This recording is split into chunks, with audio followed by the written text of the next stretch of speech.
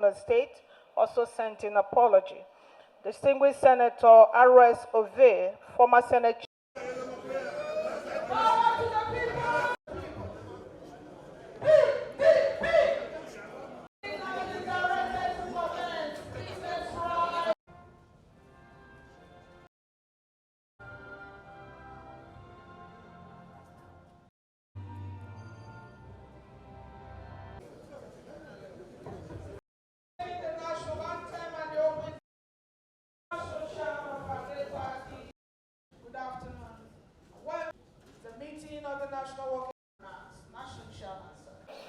for this crucial meeting. This meeting will give us the opportunity to review the outcome of the last general election and to share ideas on how to strengthen the party to face the challenges ahead.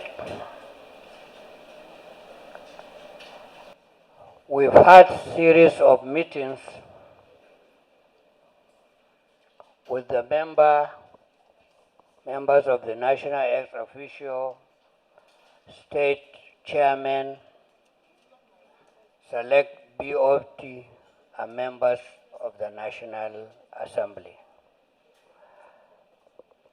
This is a continuation of that meeting, and it was born out of what has happened during those meetings. We said there is need for us to call. Initially, the meeting was supposed to be for only the founding fathers of this party.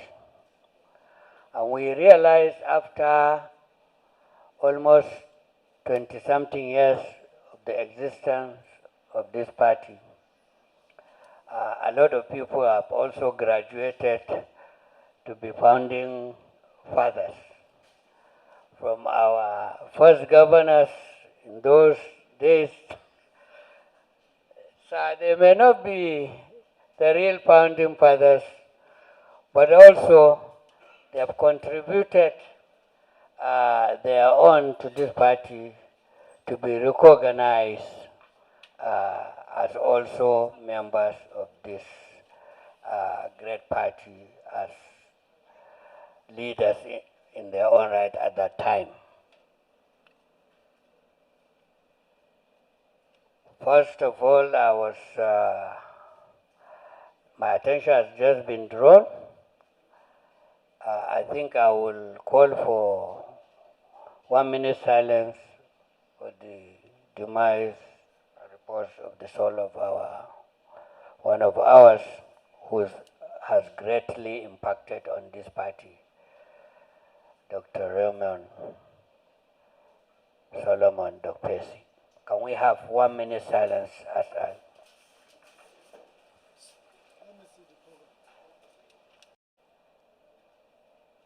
May his soul rest in peace. It's going to be an interactive session. And I want us to be cautious of the fact that while making your contribution, we should be mindful of the fact that we are one family. Anybody that is in this hall today is in this hall by the virtue of the fact that he meant well for this party. So I want to enjoin us to be wary of each other as well as contribute in a manner that will not hurt the sensibility of others. We are one family and so shall we remain. I want to give Bature to give us the synopsis of what we are here for today. Then we can open the interactive session. Of the BOT, distinguished members of our party, I want to stand and welcome all of us into this meeting. This meeting is the first meeting after the general elections.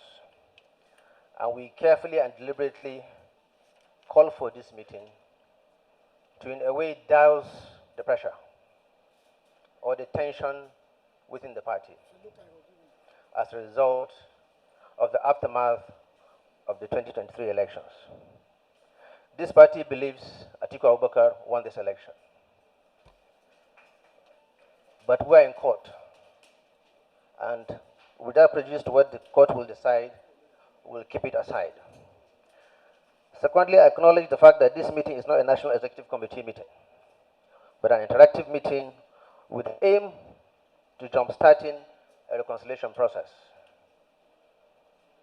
I will give a preview of our performance in the last election. In the State House of Assemblies, we have 342 members.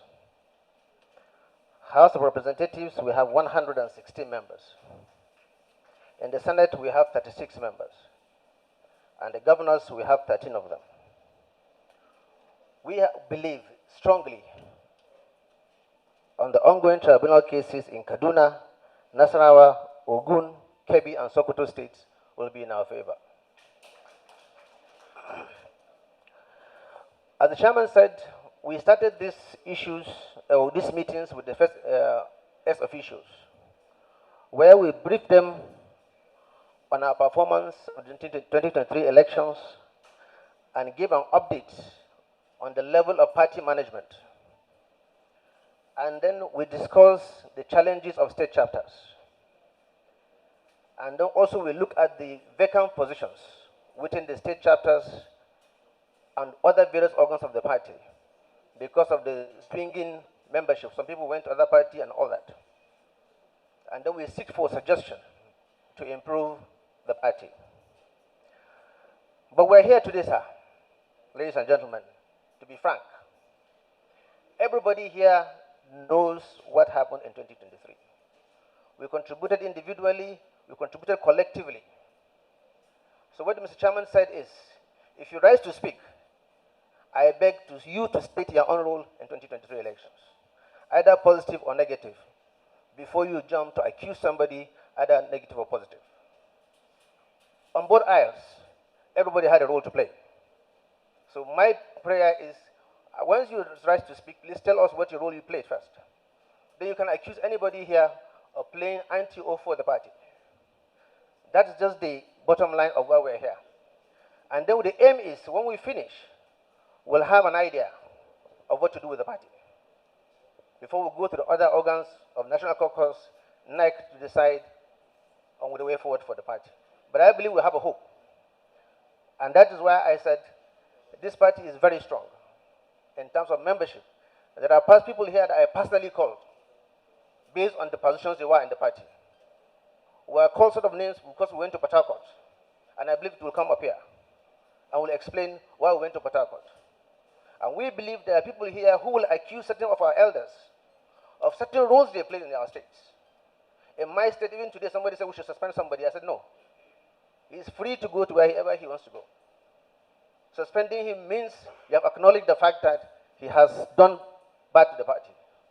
Suspension will not be an answer to bad behavior of the party. I thank you, Mr. Chairman.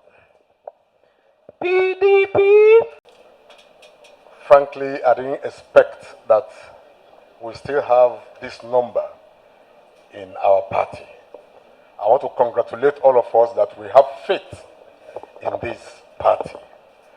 And that is what is going to make us, keep us strong to clinch our stolen victory. We should not despair. We should not despair. We are in politics.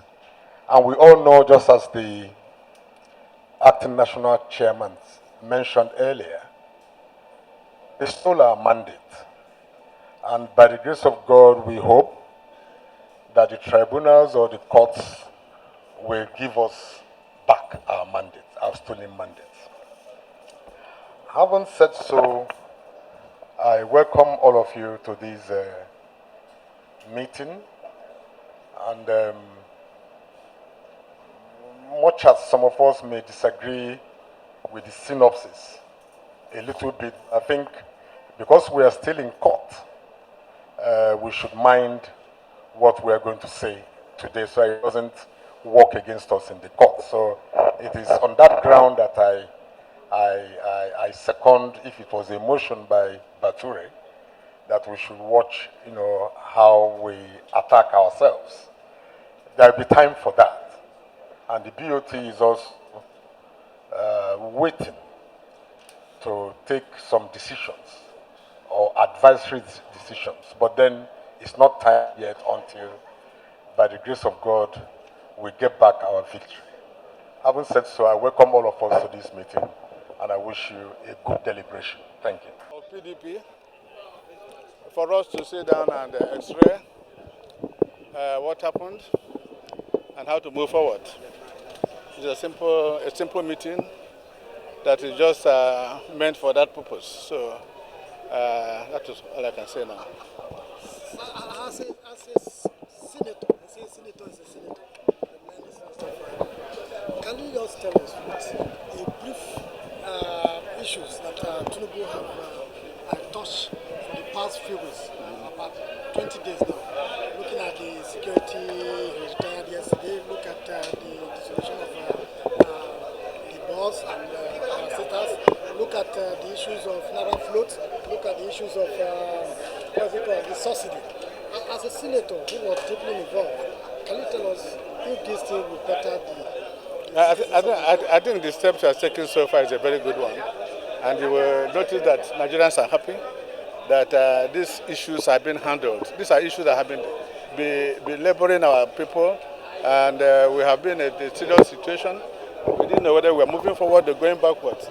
So now within these few days, he has tried to address most of these issues. And to me, I think he has done well. And Abuja, and we had a very, very robust discussion on the happenings in the party, what has come to pass, and we'll continue with this interaction with other organs. Before now, we have had interaction with the state chairman, with the BOT select committee, with the ex-officials of our party, and also members of the National Assembly. This is going to be a continuous process. We'll start next week after Salah with the youth and women, and we'll continue to do that. At the end of this interaction, we'll come up with a way forward for our party. Thank you very much. Sir, can we, sir, when... Sir,